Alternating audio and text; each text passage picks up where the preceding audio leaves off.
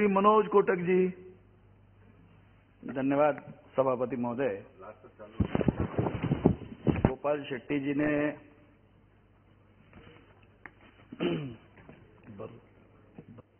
जो representation of people amendment bill प्रस्तुत किया, उस पर मैं अपने विचारों को रखता हूं।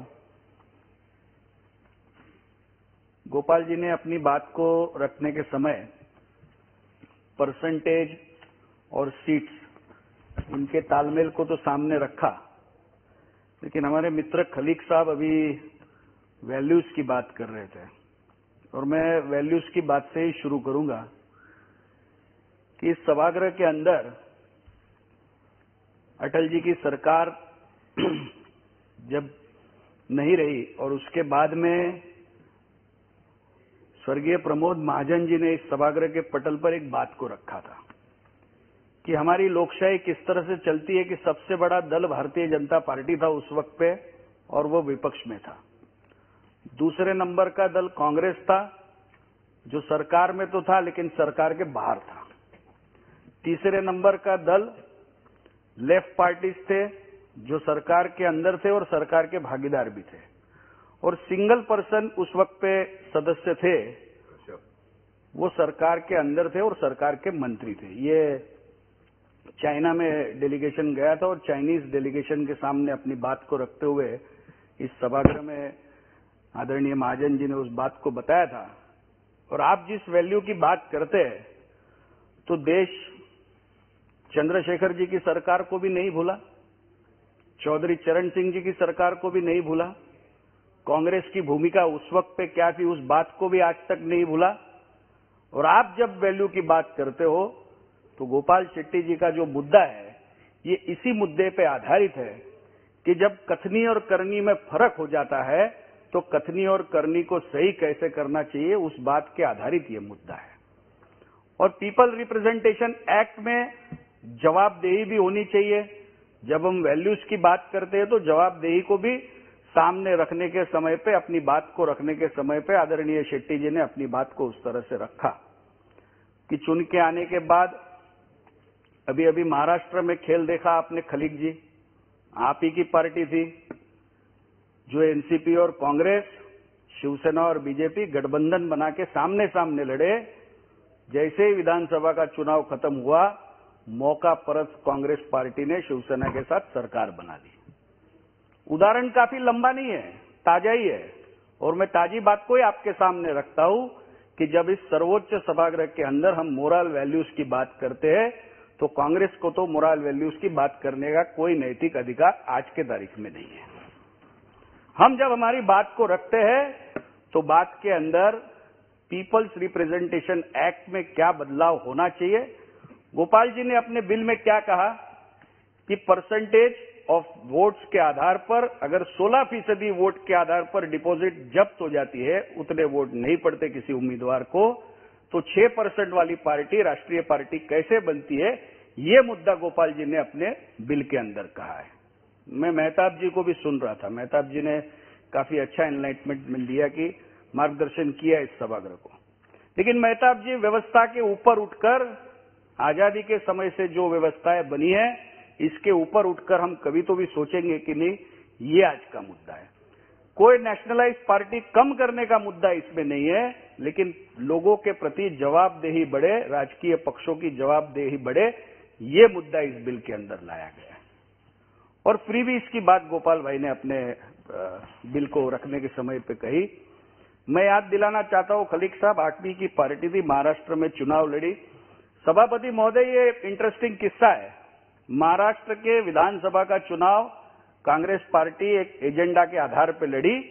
उस एजेंडा में कहा गया था कि झुग्गी बस्ती में बसने वाले लोगों को इतने साल तक के झुग्गी बस्तियों को हम रेगुलराइज करेंगे, साल 2000 तक के झुग्गी बस्तियों को रेगुलराइज करेंगे।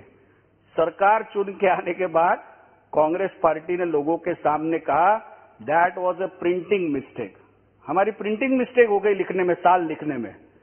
इस तरह की बातें तो महाराष्ट्र के अंदर हमने देखी है। कांग्रेस पार्टी का चरित्र हमने देखा है कि ये लिखते हैं एक और चुनाव में चुन के आने के बाद उन्हीं झुग्गी बस्ती वाले लोगों को बोलते हैं कि हमारी प्रिंटिंग मिस्टेक हो चुकी है, हम वादा भूल गए, आप भी भूल जाओ।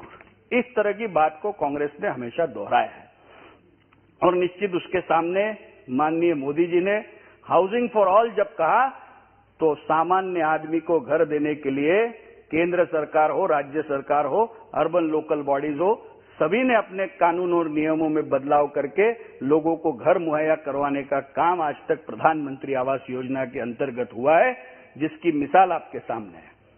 जब हम बात करते हैं फ्री बिजली देने की बात किसी पार्टी ने की, फ्री पानी देने की बात किसी पार्टी ने की, लेकिन चुन के आने के बाद अगर उस पार्टी उस बात को पूरा नहीं करती तो उसके रिकग्नाइजेशन पे क्या, ये भी सवाल हमने करना चाहिए। और इन सभी बातों को ध्यान में रखते हुए इस पीपल रिप्रेजेंटेशन एक्ट की जब हम बात करते हैं, अध्यक्ष सभापति महोदय, मेरा एक छोटा प्रश्न है। जब हम चुनाव रिफॉर्म्स की बात करते हैं, मेहताब जी आप भी ध्यान दीजिए कि हम जब चुनाव के सामने जाते हैं, कंपलसरी वोटिंग 100% वोटिंग का बिल तो प्राइवेट मेंबर पे पिछली बार लगा, लेकिन आज की हमारी चुनाव व्यवस्था क्या है? आज की हमारी चुनाव व्यवस्था है सवेरे 7 बजे से लेकर शाम को 6 बजे तक, यानी 11 घंटे की वोटिंग व्यवस्था है। अगर 11 घंटे की वोटिंग व्यवस्था में हम ये सोचते हैं कि 1000 लोगों का जो बूथ होता है उसमें सारी वोटें पड़ जाएगी, तो ये असंभव है। असंभव इसलिए है कि एक मतदाता को बूथ के अंदर जाकर बाहर आते हुए कम से कम 1 मिनट का समय तो लगता ही लगता है। हमारी व्यवस्था 660 मिनट की है। हम 660 मिनट में 660 वोट अगर डाल सकते हैं तो 1000 लोगों को जिस दिन कंपलसरी वोटिंग करेंगे तो या तो हमको 14 घंटे की या 15 घंटे की वहां पे मतदान यंत्रणा, मतदान व्यवस्था करनी चाहिए। क्या हम इसके बारे में कभी सोचेंगे? क्या हम इस व्यवस्था को स्ट्रेंथनिंग करने के लिए सोचेंगे?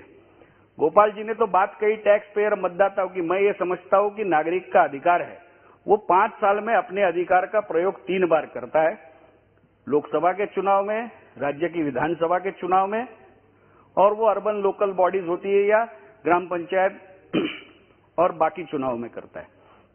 लेकिन ये तीनों बार चुनाव के अपने मताधिकार का प्रयोग करते हुए विश्व की सबसे बड़ी लोकशाही लोकतंत्र भारत देश के अंदर उस मतदाता को फैसिलिटी क्या मिलती है? जब वो लाइन में खड़े रहता है तो धूप से, पसीने से लथपथ होकर वो इस आस में मतदान करने जाता है कि मैं जिसको मतदान करता हूं वो मेरे देश का भाग्य विधाता बनेगा, वो मेरे प्रदेश का भाग्य विधाता बनेगा।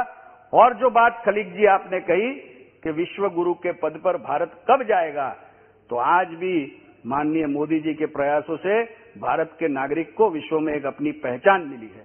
आज अपनी पहचान को भारत खोज रहा था और भारत को एक पहचान मिली है विश्व में। भारत भर का आपने आंकड़े सुनाए कि इतने लोगों ने नागरिकता छोड़ी, इतने लोगों ने नागरिकता छोड़ी। मैं आपको बताता हूं कि जो नागरिकता छोड़ने वाली बात आप जब कहते हैं तो उसके साथ साथ इस बात को भी आपने ध्यान में रखना चाहिए कि विश्व के अंदर हर तीसरा डॉक्टर आज भारतीय है, विश्व के अंदर हर दूसरा इंजीनियर भारतीय है, नासा के अंदर लगा के सारे क्षेत्र के अंदर भारतीयों का अपना डंका है। भारतीय नागरिक न केवल भारत के अंदर लेकिन विश्व के सभी देश के अंदर महत्व के पदों पे प्रस्थापित हुआ है। वो डॉक्टर हो, वो इंजीनियर हो, वो साइंटिस्ट हो, अपनी बात को बखूबी रखता है और ईमानदारी से अपना काम करता है। इसीलिए भारत विश्व गुरु के पद पे होने जा रहा है, ये उसका प्रमाण माप है।